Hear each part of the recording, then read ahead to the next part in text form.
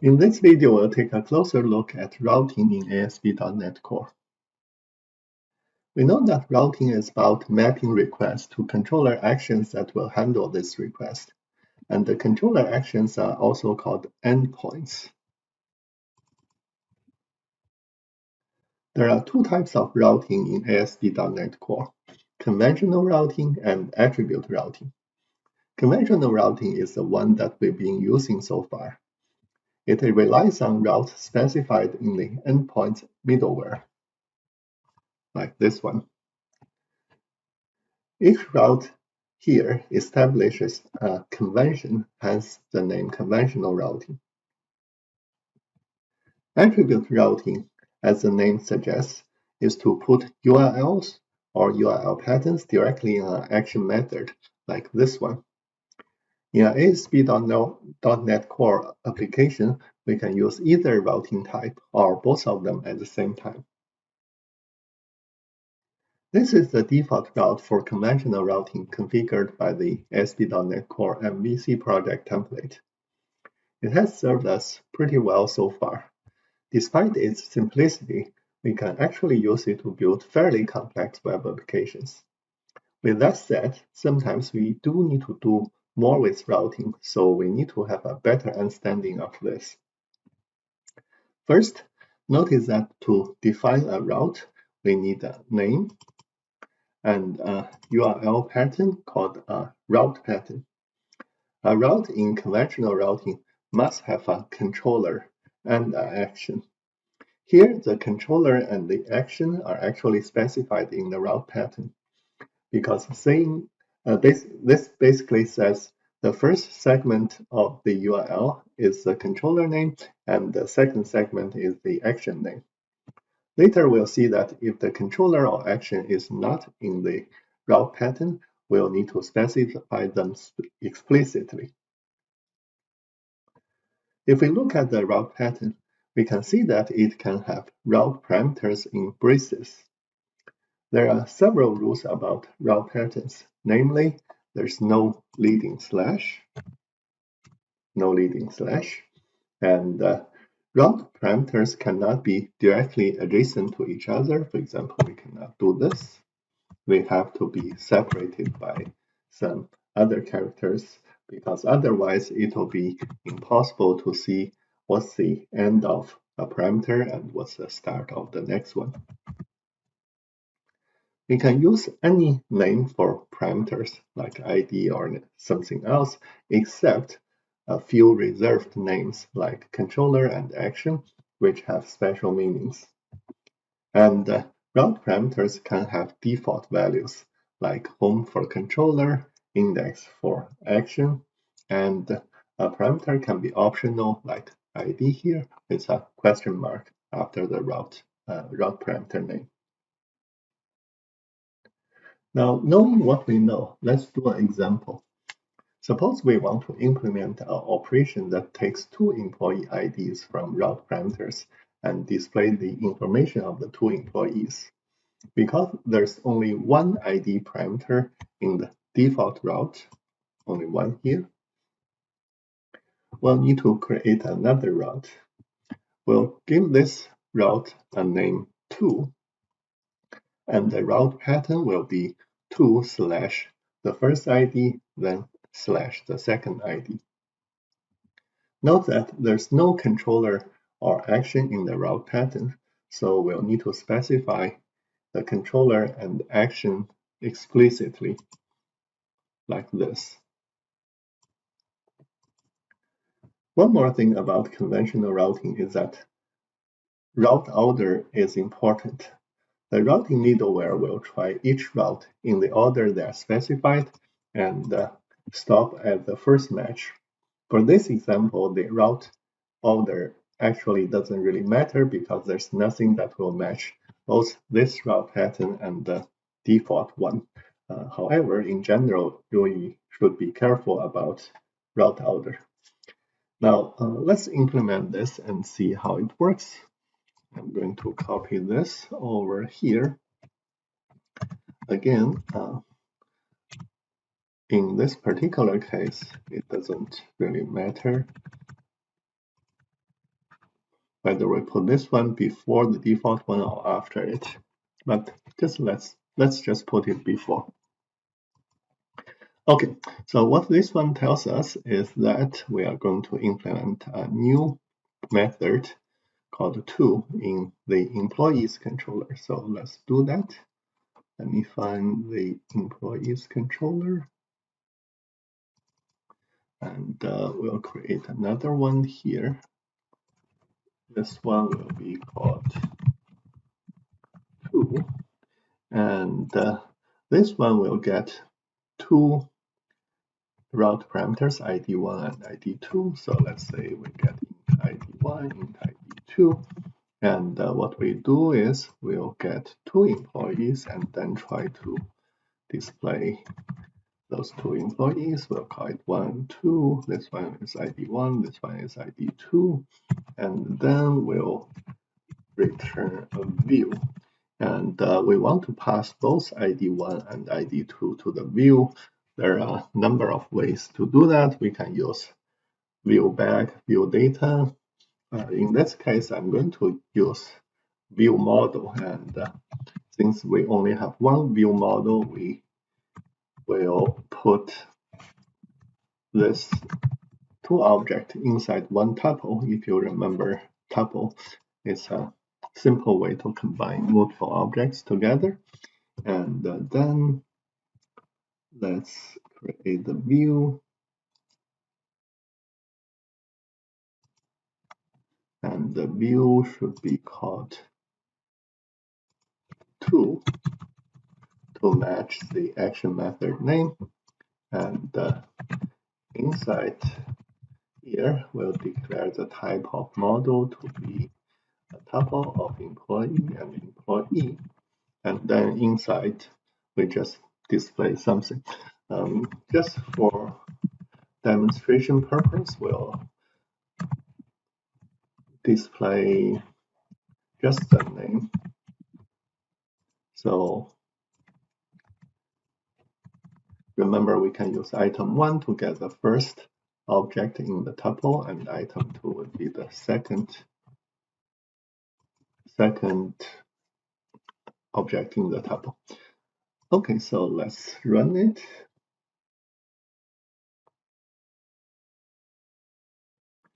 And if we go to 2, 1, and 2, oh, so we'll need to log in. So 1 is John, 2 is Jane. By the way, the reason we have to log in is because 2 is an action method inside employees controller, and we have this authorize attribute on it. Okay, so basically it works. And see the URL here, it says 2/1/2, which are the two route parameters. Okay, so we can specify additional conditions on route parameters. It's called route constraints. You can check out the linked documentation and see what constraints can be specified. For example, here we can say ID1 and ID2 should be integers by putting int constraint on them. And this means this route can only be matched if both of these route parameters are integers. We can see the difference between having and not having the route constraints. For example, here, right now we don't have the route constraint. And if we go to, for example, 2, 1, and 2, it works. If we go to 2, 1, and A not being an integer, obviously, we get an exception. And this exception says this object is null because, of course, there's no employee with ID A. In fact, what happens is that because A is not an integer, so ID2 will not get a value from the route parameter, it will have the value of 0 since it's an integer having a default value of 0. So since there's no employee having ID 0, that's why we get an exception. Now, if we instead specify the ID constraint here,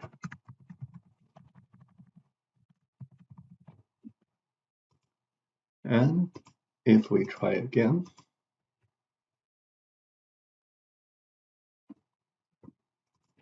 if we go to 2, 1, and A again, notice that this time we are not getting an exception. Instead, we are getting basically 404 page not found error, meaning that this route is not matched to this URL is not matched to any route because ID2 is not an integer, it won't match this route, and of course it doesn't match this route because there's no controller called 2. So in this case we get a 404, which is actually better than getting a null pointer exception. So this is an example of using route constraint. As you can see, it is beneficial to use route constraint in some cases. Okay, so so far we've been using only regular route parameters like ID, ID1, and so on. ASP .NET Core also supports a type of route parameter called Catchall route parameter. The syntax is basically adding a star in front of the route parameter name like this. And what it does is that the parameter will map to the rest of the URL regardless how many segments are left for that URL. A good use of catch-all route parameter is to create applications like wiki. For example, this is a CSNS wiki, and in a wiki, a user can enter any URL. If a page exists for the URL, the application shows the page like this one, and otherwise it asks the user to create a new page. For example, I can say abc/def, and there's no page at that URL, so wiki will ask me to create one, and let's create one. And notice that this time, if we go to this URL abc/def, it will show this page.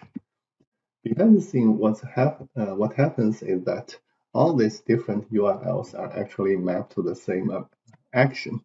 And in order to implement that, we need to use something like a catch-all route parameter like this. So let's quickly do a simple example where, of course, not going to do a full wiki on this. So let's say we'll create another route, and this route will be called wiki, and it will start with wiki, and then it will have a catch-all parameter called path, and the controller name, let's call it wiki action. What action do we call it? Index. Why not? And then let's quickly create that one.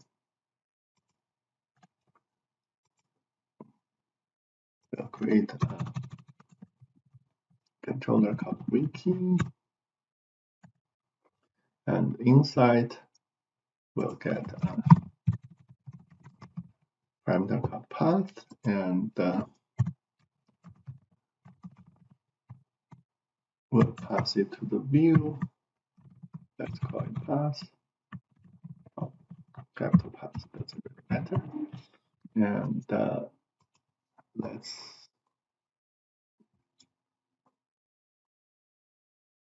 okay. So we need to create a folder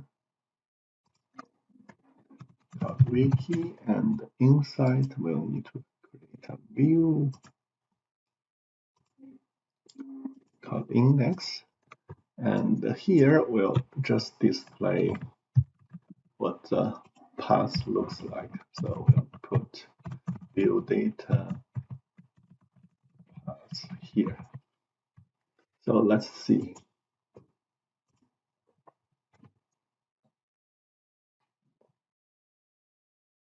And if I go to wiki and ABCD, I forgot the add thing.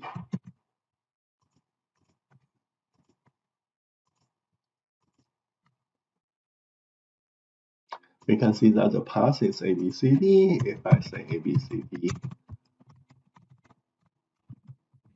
hello world, it will show ABCD hello world. So a simple example, obviously not a full wiki, but you can kind of see how to actually implement a wiki. Basically, based on the path, you can create the content of a page, save in the database, and if the incoming URL matches a path that's already in the database, you show the page, otherwise let the user create a new page, something like that. So this is how you can actually create a wiki. Okay, so that's about it for conventional routing.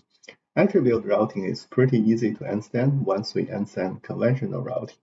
Basically, instead of specifying a route pattern in startup, we put it directly on an action method or on a controller using the route attribute like this. And we can put multiple routes on the same action like this. And we can have both route and HTTP method attribute like this. And also, just like in conventional routing, we can have route parameters. The same syntax for default value, optional parameter, route constraint, and catch-all parameter all apply here.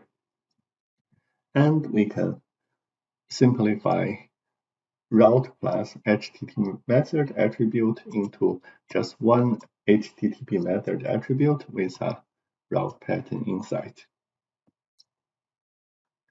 An ASP.NET Core application can use either conventional routing or attribute routing, or both. If an application has both MVC controllers and Web API controllers, the convention is to use conventional routing for the MVC controllers and attribute routing for the Web API controllers. We'll talk about Web API in the next video. And if both types of routing are used in the same application, attribute routing takes precedence in the sense that incoming requests will first be matched against all the attributes routes, and if no match is found, then it will be matched against the conventional routes. So this is the end of this video. For more information, please check out the online documentation. Thanks, and see you in the next one.